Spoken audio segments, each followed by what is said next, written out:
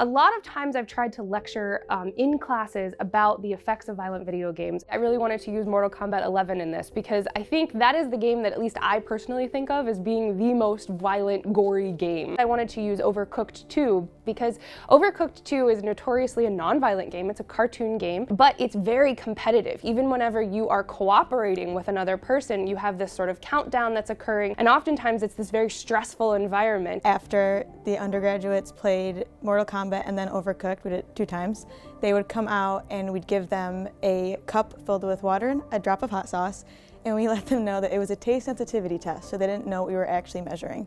And we had them drink as much of the water that they could, and then afterwards we gave them a little cup and the hot sauce, and we told them to put as much hot sauce as they wanted as the next participant was going to drink that cup. I sat down with a classmate of mine and we played Mortal Kombat, and afterwards then I was brought out and I did like an online survey, and it had some like word associations, so it would be like K-I blank blank, and you would put in like kiss or kill or kick. And then after I had done that, I went and I did the hot sauce test. Then afterwards I came back and me and my partner played Overcooked 2. Personally, I found it very interesting that the data wasn't very significant. It didn't really support the moral panic that video games are making us all crazy and want to like harm each other. Most of them also were very lenient about giving hot sauce to their peers. Most just put a drop or 2. Our results showed at least that these students did not show any aggression out of the ordinary towards each other after playing. One of the most surprising things was that I found that people got a lot more angry or Overcooked 2 rather than Mortal Kombat. Unfortunately, I don't think the stigma surrounding video games and violence is going anywhere. I think it's kind of here to stay. Previous video game research often tends to kind of bring people into the lab and play in the lab in these sort of unnatural environments.